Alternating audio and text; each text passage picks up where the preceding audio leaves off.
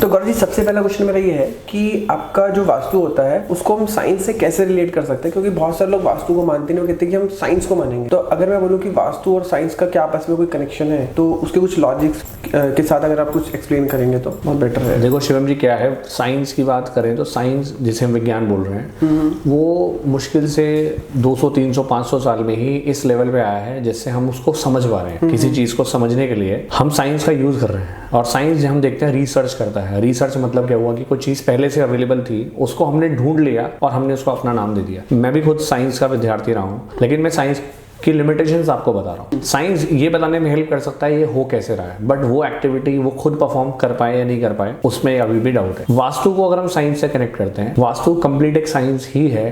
कैसे, इसको हम समझते हैं। हम जानते हैं कि 4 मुख्य डायरेक्शंस हैं, ईस्ट, वेस्ट, नॉर्थ, साउथ, जिसे पूर्व, पश्चिम, उत्तर, दक्षिण। तो जो हम बात करें उन 4 में से 2 डायरेक्शन ऐसी है जो हमारी सोर्स डायरेक्शन है, गिवर डायरेक्शन है, जो हमें कुछ देती है। बाकी 2 डायरेक्शन जो है जो कि रिसीव करती है। अब जैसे इसमें ईस्ट की बात करें, ईस्ट डायरेक्शन से हमें सनलाइट आ रही है हमारे पास। सनलाइट को सिर्फ सनलाइट नहीं, हम एनर्जी की फॉर्म में देखें, दुनिया में जितनी भी चीजें मूव कर रही हैं या किसी भी तरह से एनर्जी अगर किसी भी फॉर्म में मिल रही है, चाहे हम प्लांट्स को लें, चाहे हम ह्यूमंस को लें, जो अनाज हम खाते हैं उसमें भी सनलाइट का इफेक्ट अगर ना हो तो शायद वो ग्रो ही ना हो। बिल्कुल। तो एनर्जी का जितना भी लेना देना है वो सब सन से रिलेटेड है, और वो हमारी ईस्ट डायरेक्शन से मिल रहा है। मैं एक साइंटिफिक रूप में सन को नेग्लेक्ट नहीं कर सकता, और हमारे मानने ना मानने से वो चीजें बदलेंगी नहीं। वो हमारा अपना चॉइस है, किसी का भी कोई चॉइस हो सकता है। बहुत सारे लोग बहुत चीजें नहीं मानते, तो वो एक अलग मैटर है। लेकिन साइंस ये बता रही है कि सन सारी एनर्जी सोर्स है। वास्तु में भी यही कहा गया है कि सन जो है हमें एनर्जी देता है, उस एनर्जी का ही यूज हम अपने घरों में करते हैं। अब बात करते हैं दूसरी डायरेक्शन जो कि नॉर्थ डायरेक्शन है, जिस डायरेक्शन से हमें मैग्नेटिक फील्ड हमारे घर में आता है। हम ये बात जानते हैं, साइंस में भी अगर आप स्टडी करेंगे, अगर आप एक कंपास को लेंगे तो वो एक डायरेक्शन में फिक्स रुकता है। तो उसका रुकने का रीजन क्या है? क्योंकि अर्थ के अंदर भी north pole, south pole available है। वो अलग बात है, अगर यहाँ हमें नॉर्थ और साउथ दिख रहा है, अर्थ के अंदर वो उल्टा होता है। ओके। लेकिन साइंस भी इस बात को मानता है, और वास्तु भी यही कहता है कि जो नॉर्थ डायरेक्शन है वो एक गिवर डायरेक्शन है जो हमें मैग्नेटिक फील्ड देती है। ओके। अगर वास्तु की डायरेक्शन में बात करें, वास्तु के थॉट में बात करें, तो इसको हम मनी से कोरिलेट करते हैं कि मनी हमारी नॉर्थ से आती है। बिल्कुल। तो अगर वास्तु के कुछ कॉन्सेप्ट की बात करें तो जिस डायरेक्शन से सनलाइट आ रही है ईस्ट, हमें उसको वेस्ट में रोकना है, ताकि वो जो एनर्जी है वो हमारे आवास में रहे या हमारे प्रेमिसेस जो भी है हमारी। ऐसे नॉर्थ से अगर हमारे पास आ रहा है, मनी आ रही है, तो हमें साउथ को हैवी करना है या रोकना है, ताकि वो मनी का फ्लो हमारे प्रेमिसेस में या हमारी लाइफ में रहे। और ये बेसिक वास्तु में बोला भी जाता है कि साउथ और वेस्ट को आपको हैवी रखना है नॉर्थ और ईस्ट के कंपैरिजन में। वो इसीलिए बोला जाता है क्योंकि अगर आपका इनकमिंग ओपन होगा तभी कोई चीज़ आ सकेगी, और हैवी होने से वो चीज़ का ब्लॉक आप कर सकते हैं। यही उसका रीज़न भी है। अब जैसे हमने बहुत बार देखा कि वास्तु दोष होते हैं घरों में, तो किस तरीके से वास्तु दोष अगर किसी घर में है तो उस घर के पर्टिकुलर एनर्जी को वो डिस्टर्ब कर सकता है एज अ साइंटिफिक वे? अगर मैं आपसे बात करूँ तो पहले तो ये समझते हैं वास्तु दोष का मतलब क्या है। हमें पता है कि जितनी भी हमारे आसपास चीजें हैं वो पंच तत्वों से मिलकर उनका निर्माण हुआ है। धरती, आकाश, आपका अग्नि, वायु और जल, ये 5 तत्वों से ही पूरा ब्रह्मांड बना। इन 5 तत्वों की इम्बैलेंसिंग ही अगर आपके घर में हो जाएगी तो वास्तु दोष का नाम।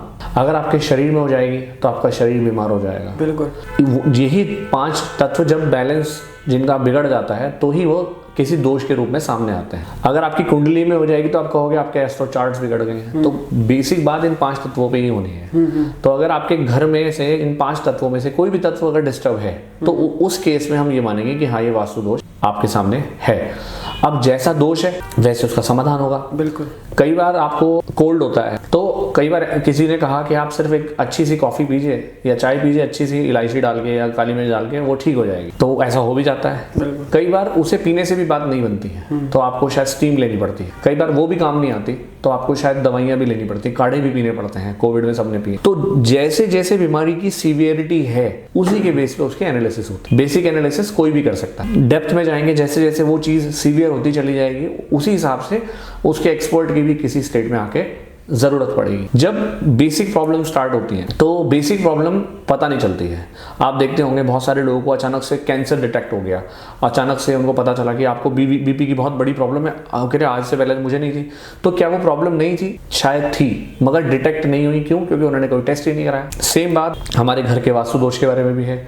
हम कहते हैं नहीं हमारे घर में तो कोई वास्तु दोष नहीं, हम उसके एक्सपर्ट नहीं है तो हमको वो दिखाई नहीं देता। तो सेम बात यहाँ पे भी लागू होती है कि बात कितनी बड़ी है या कितनी छोटी है। कई बातें बहुत साधारण हो सकती हैं, उनको आप छोटे मोटे प्लेसमेंट से, जैसे अलग अलग दिशा के जो तत्व होते हैं उनको जान के, उनके एट्रीब्यूट्स को जान के, कलर करेक्शंस करके, कुछ प्लेसमेंट चेंज के इधर उधर करके आप बेसिक कर सकते हैं। लेकिन अगर चीज़ें, समस्या आपकी बढ़ जाती है तो उसके अनुसार ही फिर आपको उसका समाधान भी चाहिए। और जैसे हम वास्तु में अगर हम अगेन बात करते हैं तो वास्तु में मतलब जो डायरेक्शंस होती हैं, अलग अलग डायरेक्शंस होती हैं, तो डायरेक्शंस की इंपॉर्टेंस मतलब क्या है? मतलब ऐसी क्या चीज़ है जो हम नॉर्थ की जगह साउथ, मतलब जो चीज़ हम नॉर्थ में नहीं रख सकते वो हम साउथ में रख सकते हैं, जो साउथ में रख सकते हैं नॉर्थ में नहीं रख सकते? इसको भी थोड़ा साइंटिफिक वे में आप समझाइए। पहली बात, एक नॉर्मली डायरेक्शन का मतलब क्या है? डायरेक्शन को दिक कहा गया है संस्कृत में, ये दिक वर्ड से आया है डायरेक्शन, दिशा जिसे हम बोलते हैं। पहले तो मैं आपसे एक चीज़ पूछना चाहूँगा, एक गाड़ी अगर खड़ी है और उसके चारों पहिए घूम रहे हैं तो क्या गाड़ी आगे बढ़ेगी? नहीं। शायद बढ़ भी सकती है, नहीं भी बढ़ सकती। उस गाड़ी के आगे बढ़ने के लिए चारों पहियों का एक डायरेक्शन में घूमना जरूरी है। बिल्कुल। अगर मैं इस पॉइंट पे खड़ा हूँ और इस तरफ दिल्ली है और इस तरफ मुंबई है और मैं दिल्ली की तरफ चल रहा हूँ और मैं चाहता हूँ कि मैं मुंबई पे पहुँचूँ, तो शायद मैं नहीं पहुँचूंगा। मैं एफर्ट भी कर रहा हूँ, मैं थकूंगा भी, हो सकता है ऊपर से नीचे तक स्वेटिंग पूरा पसीने से मैं हो जाऊँ, लेकिन फिर भी मैं नहीं पहुँचूंगा। क्यों? क्योंकि सिर्फ डायरेक्शन गलत है। बहुत सारे लोग अपनी लाइफ में मेहनत करते हैं और अच्छी खासी मेहनत करते हैं, बट शायद वो सफलता का स्वाद नहीं चख पाते क्योंकि शायद उनके डायरेक्शंस करेक्ट नहीं है। तो वास्तु की अगर हम बात करें, वास्तु के अनुसार हमारे जो प्रेमिसेस है उसमें 45 देवतास को दर्शाया गया है, बताया गया है, उनकी स्पेसिफिक डायरेक्शंस हैं। इसके बारे में एक बहुत लंबी स्टोरी भी है, कभी हम इस बारे में चर्चा भी कर सकते हैं। वो स्टोरी बताई गई है, वो बताती है कि हर डायरेक्शन के लिए कौन सी दिशा फिक्स है। अगर हम उसके अकॉर्डिंग चलेंगे तो हमारा और प्रकृति का संतुलन होगा। मैंने बोला ना, चारों पहिए अलग भी चलेंगे तो भी वो मेहनत तो कर रहे हैं, लेकिन वो दोनों अगर एक साथ चले तो सिंक होगा। आई थिंक आयुर्वेद में भी सेम होता है ना कि आपको प्रकृति के हिसाब से चलना है, कि जैसे सूरज ढल गया तो उस टाइम पे खाना नहीं खाना, सूरज के साथ आपको उठ जाना। तो काइंड ऑफ इसी तरीके से आपका कहने का मतलब है जितने भी सिद्धांत हैं दुनिया के, किसी भी तरह के सिद्धांत जो प्राचीन सिद्धांत हैं, वो आपको हमेशा प्रकृति से तालमेल बिठाने की बात करेंगे। तालमेल, कोऑर्डिनेशन। जैसे अगर आपने आयुर्वेद की बात करी, तो अगर आप साउथ इंडिया में रहते हैं तो जो भी आपके प्रेमिसेस के आसपास सब्जियां और फल उगते हैं आपको उनको खाना चाहिए, ना कि आप नॉर्थ इंडिया की चीजें ज्यादा इंटेक करें।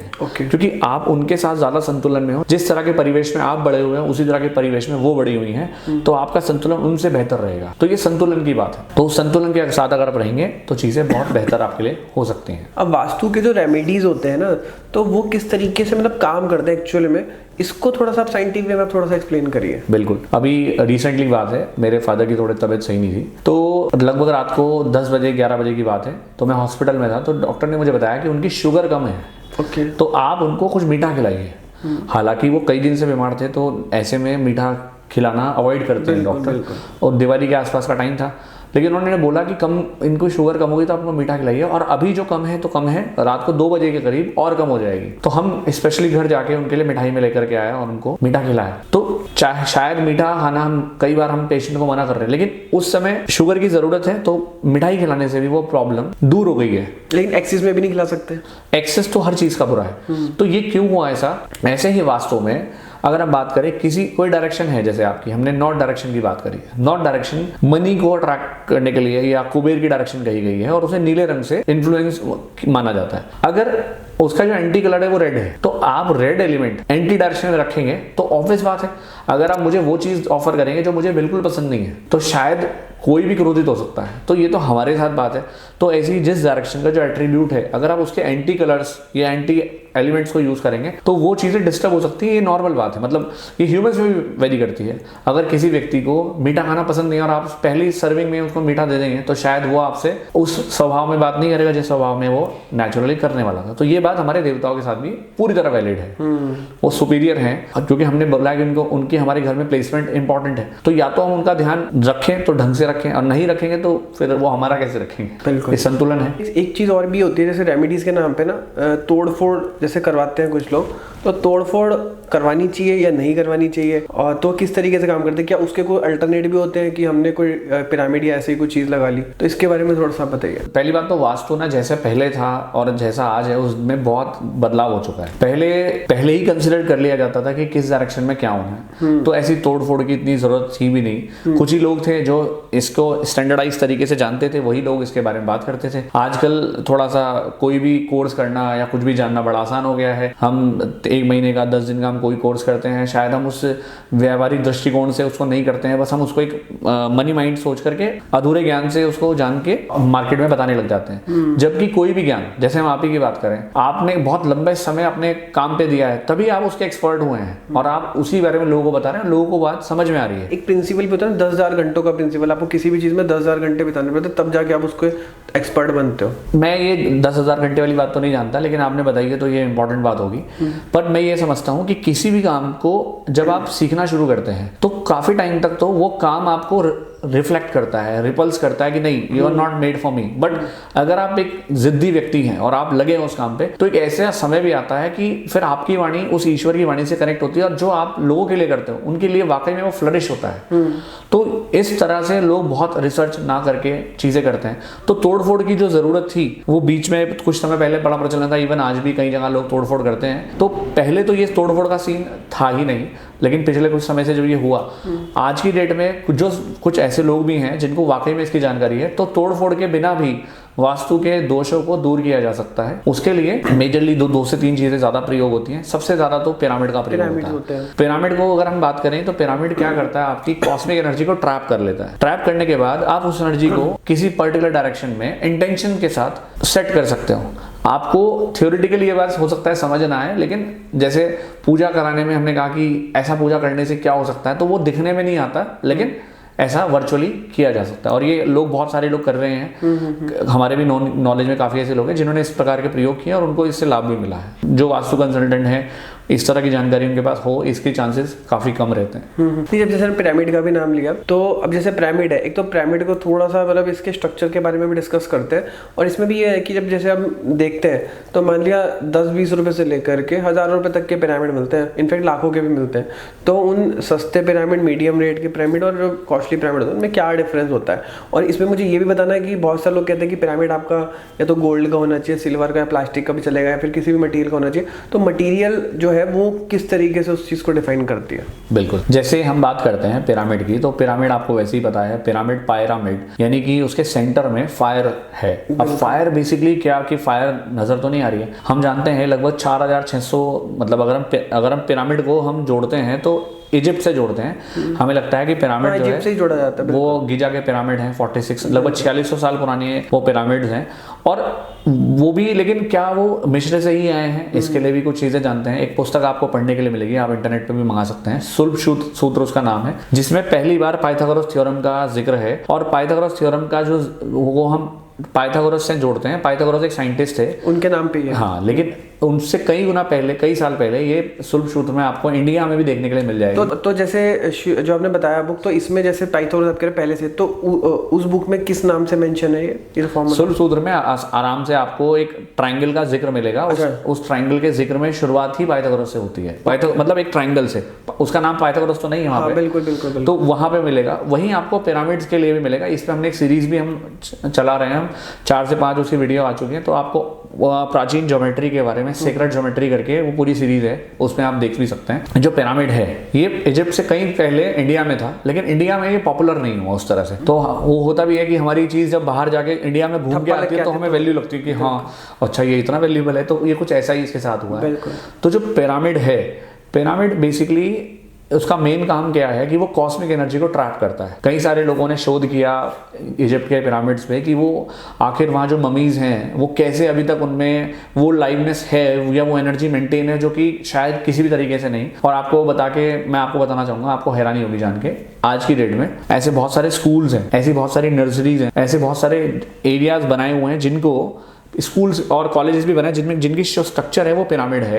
ये तक भी जैसे कि प्लांट रखा है, तो ये प्लांट अगर हमारी जो नर्सरी है वो पिरामिड की शेप में, और ये उसके बाहर रखा है, और दोनों सेम प्लांट है, सेम डेट पे उनको रखा गया, मतलब स्टार्ट किया गया उनका जन्म, तो भी इनके मुकाबले इनका ग्रोथ बहुत फास्ट है। या वो उनको रीजन नहीं पता कि ऐसा क्यों हो रहा है, बट उनको पता है कि हो रहा है इसलिए लोग इसको प्रयोग कर रहे हैं। और मेडिटेशन में बहुत तरह से पिरामिड को यूज करते हैं। आपने एक और बात पूछी थी पिरामिड में मटेरियल कि कॉपर, सिल्वर या गोल्ड। इससे पहले हम पिरामिड के स्ट्रक्चर की बात करें, पिरामिड का जो इस समय भी इंटरनेट पे बहुत तरह से पिरामिड अवेलेबल है, लेकिन अगर हम उससे पूछें कि एक्यूरेट पिरामिड की बात करें, बिल्कुल, तो शायद 1 से 2% पिरामिड ही आपको एक्यूरेट मिलेंगे। अब ऐसा क्यों है? उस पिरामिड का एक स्ट्रक्चर होता है, एक मेन जो स्लांट होती है उसकी, वो 55.5 डिग्री का एंगल होता है उसमें। ओके, अगर उस एंगल ही डिस्टर्ब है तो वो पिरामिड किसी काम नहीं आ पाएगा। ओके, मतलब नाम बद दिख रहा है, आपकी संतुष्टि उसकी शेप पिरामिड जैसी जरूर है, लेकिन वो जो एक्यूरेसी नहीं है उसमें, तो वो पिरामिड किसी काम का नहीं है। इस दिशा में एक बड़ा पाइनियर काम किया है, जितेन भाई करके हैं, वेरी फेमस, अब तो वो काफी एजेड हो गए। तो उनकी बात हम करें तो उन्होंने फाइबर के पिरामिड्स पे ज्यादा काम किया है। उसका कारण क्या था? लगभग 45 साल से ज्यादा का उनका अनुभव है पिरामिड्स में, उन्होंने बड़ा शोध किया है पिरामिड में। तो उन्होंने जो पिरामिड्स की बात करी तो फाइबर से उन्होंने क्यों बनाया? क्योंकि जो एंगल वो सस्टेन करना चाह रहे थे, वो एंगल उनके लिए मेटल में सस्टेन करना पॉसिबल ही नहीं हो पा रहा था उस तरह से। हालांकि आज की डेट में जो कोई हो सकता है इस कुछ काम भी करते, लेकिन उनके लिए पॉसिबल नहीं हो रहा था, तो वो एंगल के लिए ही उन्होंने उसको फाइबर के पिरामिड्स का प्रयोग किया। अच्छा, मतलब सिर्फ पर्टिकुलर उनको एक्यूरेसी मिले इसलिए वो उस मटेरियल में गए, क्योंकि अगर वो एक्यूरेट ही नहीं है, तो वो चीज काम की नहीं है। तो मतलब आपका कहने का मतलब ये है कि वो जो आपने 55.5 डिग्री का जो एंगल बताया, वो सेम एंगल एक तरफ अगर मैं कागज का बनाया, गत्ते का बनाते हैं, या फिर एक तरफ फाइबर, दोनों सेम ही काम करेंगे? नहीं, काम दोनों करेंगे, लेकिन मटेरियल का क्या डिफरेंस है? जैसे हमें पता है कि वो कॉस्मिक एनर्जी को ट्रैप कर रहे हैं, तो एनर्जी का ट्रांजैक्शन होना है। अब हमने ये पढ़ा है, इंगनहॉज एक्सपेरिमेंट भी हमने किया था, अगर हम उसको ध्यान करें, एक रॉड थी, उस रॉड को एक मोम के अंदर, वैक्स के अंदर डुबाया गया और उसके ऊपर मोम पूरा चढ़ गया। उसके बाद उस मोम पे अलग अलग जो है मेटल्स के स्टिक लगा दिए गए और उसको अलग अलग रॉड सी, अलग अलग मेटल की सेम वैक्स लगा के और उसको हीट करा गया एक सेम हीट से। तो सबसे पहले जो मोम खत्म हो रहा है जिस चीज का, उसको माना गया कि हाँ ये सबसे ज्यादा कंडक्टिंग है, तो गोल्ड नंबर 1 पे आया है, फिर सिल्वर आया और फिर आपका कॉपर आया है। लेकिन फाइबर या प्लास्टिक तो बिजली को मतलब कंडक्ट ही नहीं करते हैं। अभी आते हैं इसमें, सिर्फ कंडक्टिविटी की बात नहीं है। सबसे पहली बात तो ये आ गई कि अगर हम मेटल में जाएंगे तो मेटल में कोई कंडक्टिविटी भी एक एलिमेंट है, तो वो अगर हम सिर्फ ये समझना चाहें कि कॉपर और गोल्ड में क्या बेटर है, तो हम गोल्ड को हायर साइड मानेंगे क्योंकि वो कंडक्टिविटी में हेल्प कर रहा है हमको। और पिरामिड का आपका एप्लीकेशन क्या है, इस बेस पे भी उसका चयन होता है। जैसे कि मैंने आपको बोला कि स्कूल भी पिरामिड की शेप के बन रहे हैं, तो स्कूल तो कंक्रीट से बन रहे हैं, उसमें तो मेटल का मतलब ही नहीं है, ना फाइबर का मतलब है, मगर वो एंगल इज वेरी इंपॉर्टेंट। तो हर चीज का अपना एक एलिमेंट का उसका बेनिफिट है, मगर सबसे पहली प्रायोरिटी उसकी एक्यूरेसी पे है।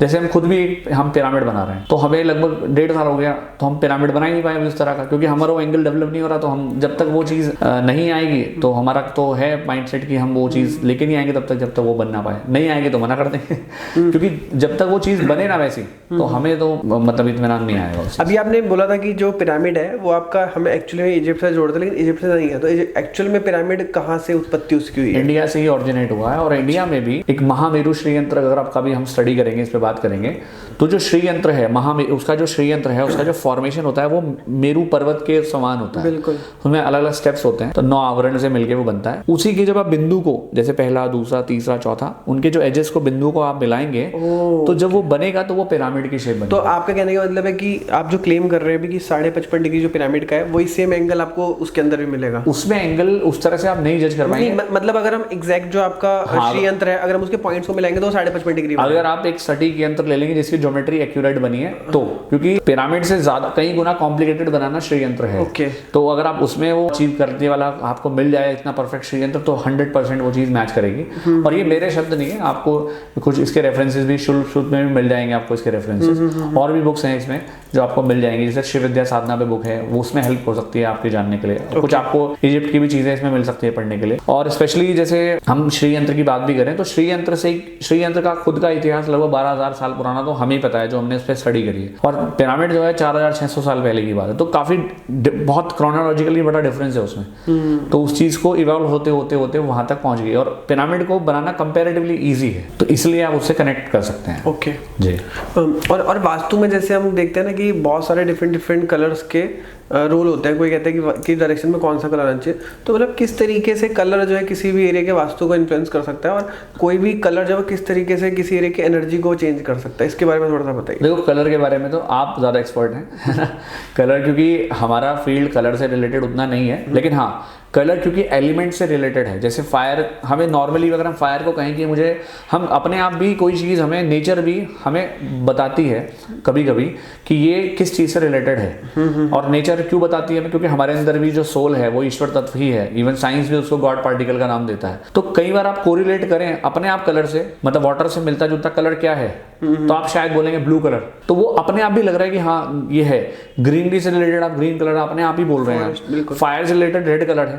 तो वो कलर जो है उस पर्टिकुलर जोन के लिए, क्योंकि पहले चीजें बहुत लिमिटेड थी, कलर तो थे लेकिन प्राइमरी कलर से। आज तो रेड कलर की भी 1000 शेड्स होंगी अवेलेबल। तो आज तो कलर का मतलब ही लोगों ने चेंज कर दिया। तो जो बेसिक कलर्स हैं वो पर्टिकुलर जोन के लिए इस तरह से हो सकते हैं। ये मेरा अपना खुद, इसमें मैं अपना टच भी डाल रहा हूँ क्योंकि मैंने कलर्स के बारे में इतना स्टडी नहीं करा, वो तो मेरे से बेहतर आप जानते होंगे। अब मेरा गौरव जी नेक्स्ट क्वेश्चन ये है कि अब मार्केट में जैसे हमने बात करी पिरामिड्स और बहुत सारे प्रोडक्ट हैं जो कि वास्तु में काम करते हैं रेमेडीज में, तो आपने कहा कि एक्चुअल में काम करते हैं अगर वो ठीक तरीके से बने हुए होते हैं। तो अब मार्केट में क्या कि सस्ते भी होते हैं, महंगे भी होते हैं, कुछ बहुत महंगे भी होते हैं। क्या जैसे महंगे या बहुत महंगे जो प्रोडक्ट्स होते हैं तो वो एक्चुअली में मतलब काम कुछ ज्यादा एक्स्ट्रा करते हैं क्या? देखो, महंगे सस्ते का ना तो कोई मतलब समझना पड़ेगा। महंगा, क्योंकि महंगा और सस्ता हर किसी के लिए डिफर कर सकता है। किसी के लिए 10 रुपए की चीज महंगी, किसी के लिए 2 लाख रुपए की चीज भी महंगी नहीं। तो महंगे सस्ते का तो कोई पैरामीटर नहीं समझा जा सकता। ये सेम बिल्कुल बजट वाली बात है कि मेरे बजट के अनुसार मुझे आप दे दो, तो हर किसी का बजट क्योंकि अलग है तो उसमें नहीं कह सकते। इंपॉर्टेंट महंगे सस्ते से ज्यादा उस चीज की शुद्धता सबसे इंपॉर्टेंट है। जैसे हम बात करते हैं आज की डेट में गाय का देसी घी की उपलब्धता बड़ी ही रेयर है, लेकिन आप देखेंगे लगभग हर शहरों में आपको लगेगा, देखने को मिलेगा। अच्छे जो आपके यहाँ पे जो स्वीट शॉप होंगे वो कहते होंगे हमने इस मिठाई को बनाने में देसी घी का प्रयोग किया है। हमारा ये मानना है कि हमें देसी घी ढूंढने से नहीं मिल रहा और उनको इतना मिल रहा है कि वो देसी घी से वो इतनी सारी मिठाइयाँ बना दे रहे हैं। तो इस बात का तो भगवान ही मालिक है कि वो क्या यूज कर रहे हैं। तो कोई बात कितनी सटीक है देसी गाय का। देसी गाय वो होती है जिसके कमर पे कुबड़ होता है। बिल्कुल। तो वो जो कुबड़ होता है वो होता क्या है बेसिकली, अगर हम बात करें तो वो उस कुबड़ में, हो सकता है मैं सही वर्ड यूज ना कर रहा हूँ, एक नाड़ी होती है जिसे सूर्य केतु नाड़ी कहते हैं। अगर जब वो सनलाइट के प्रेजेंस में आती है तो वो जो उसका नॉर्मल घी है किसी गाय का वो अमृत बन जाता है। एक आयुर्वेद के अनुसार वो बहुत पावरफुल चीज है, लेकिन आपको वो गाय ही नहीं मिलेगी। क्यों? क्योंकि कमर्शियली कोई उस गाय को नहीं पालना चाहता। क्यों?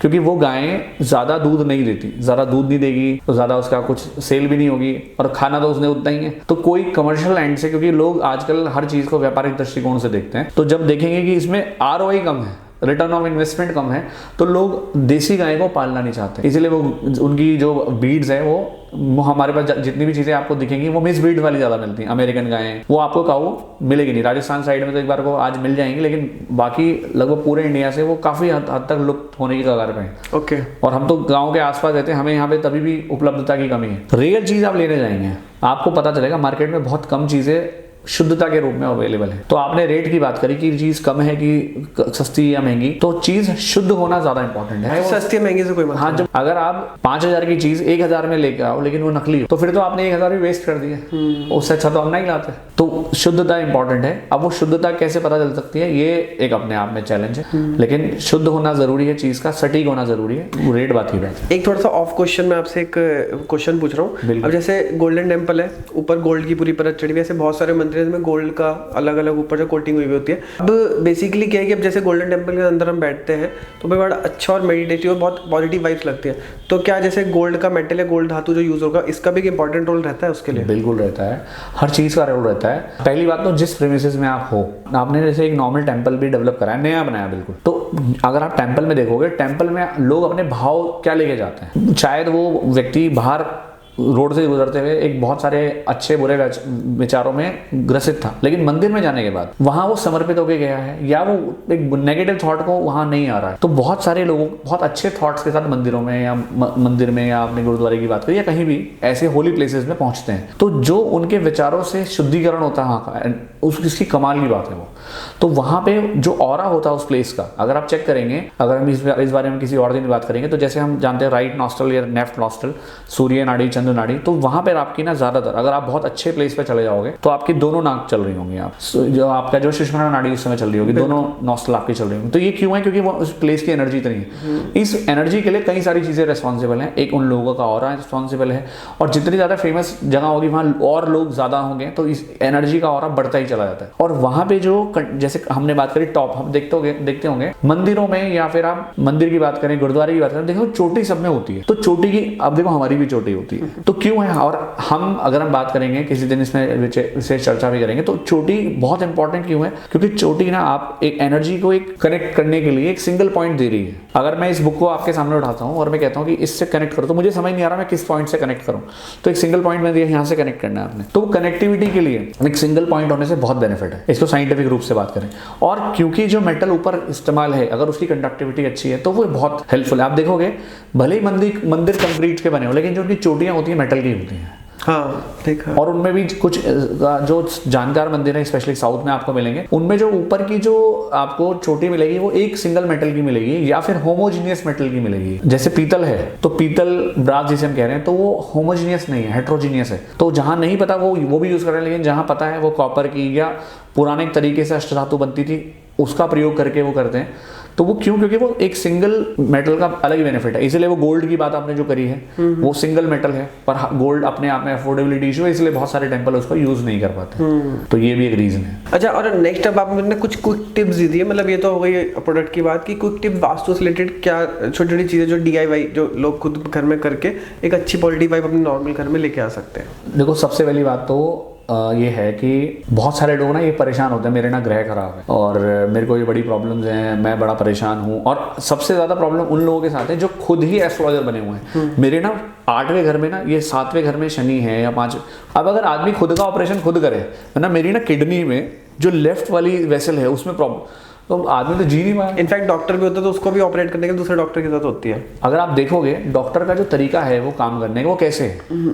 आप डॉक्टर के पास गए, आपने बोला सर मेरे को 3 दिनों से पेट में दर्द है या मुझे फीवर है, तो क्या वो एकदम दवाइयां आपको देते हैं? वो आपसे कुछ सवाल पूछते हैं, अच्छा फीवर तो हो रहा, साथ में कोल्ड भी है क्या खांसी भी है, और ऐसा है वैसा 2-4 सवाल वो आपसे पूछेंगे। तो जब हम किसी एस्ट्रोलॉजर की बात करते हैं तो कई बार हम सोचते हैं बड़े फैंसी नाम इंटरनेट पर ढूंढेंगे, top 10 astrologer in my place in near me, या इंटरनेट पर जाएंगे रिव्यूज चेक करेंगे। इससे कई गुना बेहतर है आप किसी ऐसे व्यक्ति के आसपास जाएं जो आपकी लोकेलिटी में रहते हो और ज्यादा बुजुर्ग हो, जिनको अनुभव हो काफी बेहतर। आप उन लोगों का चयन करें, उनके पास जाएं कि मेरी कुंडली है। बहुत सारे लोगों का मैंने देखा है कि उनकी कुंडली तक डेट ऑफ बर्थ भी ठीक नहीं है या टाइम ठीक नहीं है, और वो सामने से देखा तो बहुत सारे स्टोन पहने हैं। जब किसी को उनकी प्रॉब्लम नहीं पता, किसी ने उनको एडवाइस कैसे कर दिया, तो ये बड़ा परेशानी वाली बात है। तो पहले आपने क्या करना है, आप सबसे पहले अपनी एक सटीक जन्म पत्री तो बना लीजिए। अगर आपको टाइम नहीं पता तो कोई बात नहीं, एस्ट्रोलॉजी में जिसको अपना जन्म का समय भी नहीं पता उसके लिए भी प्रावधान है। इवन आपको डेट ऑफ बर्थ भी नहीं पता उसका भी प्रावधान है। एक अच्छा एक्सपर्ट एस्ट्रोलॉजर आपको बता देगा कि आप कैसे अपनी कुंडली बनवा सकते हैं। पहले आप एक कुंडली बनवा लीजिए। इसमें भी मैं पॉइंट ऐड करना चाहूंगा, कई सारे लोगों में फोन आता है कि मुझे ना ये प्रॉब्लम है, मुझे ना नीलम पहनना है। वो पहले से ही मानेंगे कि मुझे नीलम पहनना है, तो हमने कहा जी हमें आप कुंडली पहले देखनी पड़ेगी। ऐसे तो हम आपको नीलम नहीं एडवाइस करेंगे, आप लेना चाहोगे हम दे देंगे, लेकिन हम आपको एडवाइस नहीं करेंगे। आप हमारे एक बार एस्ट्रोलॉजर से दिखा दो। तो हमने दिखा दिया, दिखाने के बाद उनकी कुंडली में आए, इनको कुछ पहनने की जरूरत ही नहीं है। तो कह रहे नहीं आप, मतलब उनका मन अंदर से इतना हो रहा कि पहनना है मुझे। तो ये माइंडसेट गलत है। जब मतलब ये वाली बात है कि मुझे पैरासिटामोल खानी ही खानी है, पर बुखार नहीं है नहीं खानी है मुझे, तो ये बिल्कुल ऐसा ही है। ये कोई ना सिर्फ फैंसी चीज नहीं है, मतलब जो जेमस्टोन आप पहनते हैं ये भी एक प्रकार की एनर्जी को बैलेंस करने के लिए एक टूल है। तो मुझे एक चीज बताइए, जैसे फॉर एग्जाम्पल मान लिया किसी व्यक्ति को आपने बताया जैसे कि नीलम पहना नहीं पहना एक ही बात है, लेकिन उसको अगर माइंड में लग रहा है कि नीलम पहने उसका कुछ बहुत अच्छा हो जाएगा, तो वो अगर पहनेगा तो थॉट प्रोसेस से क्या एक्चुअल में अच्छा हो सकता है उसका? देखो क्या है सर, इसमें आपकी बॉडी का सोडियम बढ़ा हुआ है, ठीक है, मैंने देखा ये रिपोर्ट में आया है। तो मैं तो नहीं एडवाइस करूंगा कि भाई मत पहनो इस समय। क्यों? क्योंकि वो चीज आपके और सोडियम बढ़ने से आपको प्रॉब्लम हो सकती है। मुझे तो दिख रहा है, तो मैं कहूंगा नहीं आप मत करो। साइकोलॉजिकली आपको उस चीज का कुछ बेनिफिट मिल सकता है, लेकिन फिजिकली उसका नुकसान हो सकता है, क्योंकि आदमी दिमाग से जीतता है और हारता है। आप बेड पे पड़े होकर के भी माइंड में मान सकते हो मैं सिकंदर जैसा महान हूं। तो माइंडसेट की बात मैं सिर्फ नहीं कर रहा हूँ, फिजिकल अगर हम बात करेंगे तो जब हम जो देख रहे हैं उस चीज के उसको इग्नोर नहीं कर रहा रास्ता, तो हम कोशिश करते हैं कि जिस बात को सपोर्ट करा जा रहा है एक्चुअल में जो कोई भी स्टोन या ये सब चीज़ें कब काम करती हैं ज़्यादा, जब उसकी महादशा चलती है। तो अगर आपको उससे रिलेटेड कुछ ज़रूरत नहीं है तो हम एडवाइस नहीं करते हैं उस केस में। तो लेकिन माइंडसेट जब लोगों का होता है कि नहीं मुझे पहनना ही है, तो वो एक अलग बात हो जाती है। तो इसलिए हम बचते हैं कि जब जिस चीज़ की ज़रूरत नहीं है उसे आप ना भी पहनो तो चल सकता है। और इनसे ऊपर की कुछ चीज़ें हैं उनको आप प्रयोग कर सकते हैं। तो एक तो बेसिक है कि आप ये माने कोई प्रॉब्लम वाली बात नहीं है, हर किसी के प्लैनेट बहुत अच्छे होते हैं, मगर शायद हम उनके साथ अलाइन नहीं है। सपोज किसी ने बोला कि आपका मून बहुत डिस्टर्ब है, यू आर वेरी इमोशनल, और ये पर्टिकुलर टाइम है, इस दशा में आप बहुत इमोशनल रहोगे, तो हम क्या एडवाइस करेंगे, भाई इस दिशा में, इस पर्टिकुलर टाइमिंग में आप कोई भी डिसीजन लेने से बचना। इमोशनल डिसीजन आपके गलत हो सकते हैं, सिर्फ इतना, क्योंकि कोई भी एस्ट्रोलॉजर आपका जो नियति में लिखा है वो बदल नहीं सकता। तो लेकिन गाइड करने से आप उस टाइम से थोड़ा आराम से निकल सकते हैं। तो आप एक तो ये चीज़ कर सकते हैं। दूसरा क्या है, अपने आप को बोले बहुत अच्छे आप हैं, हर तरह से आपके लिए सब कुछ अच्छा हो रहा है, और आप कुछ भी नहीं तो ब्रह्म स्थान में, जो आपको पता ही है, जैसे हमारी बॉडी का सेंटर नाभि है, ऐसे घर का जो नाभि है उसमें आप कपूर जलाएं। ये बहुत इंपॉर्टेंट है, क्योंकि जितनी भी दिशाएं हैं उनको सबसे ज़्यादा बल ब्रह्म स्थान से मिलता है, वो आप करें। दूसरा, आप जो डोर है, क्योंकि जो भी नेगेटिव एनर्जी आ रही है वो बहुत बार चांसेस है कि वो डोर से आनी है, आप उस डोर को प्रोटेक्ट कर लें। वो कैसे कर सकते हैं, 2 स्वास्तिक यंत्र इधर उधर लगा सकते हैं, और इंटेंशन देखने के बाद लगाइएगा तो ज़्यादा बेहतर है।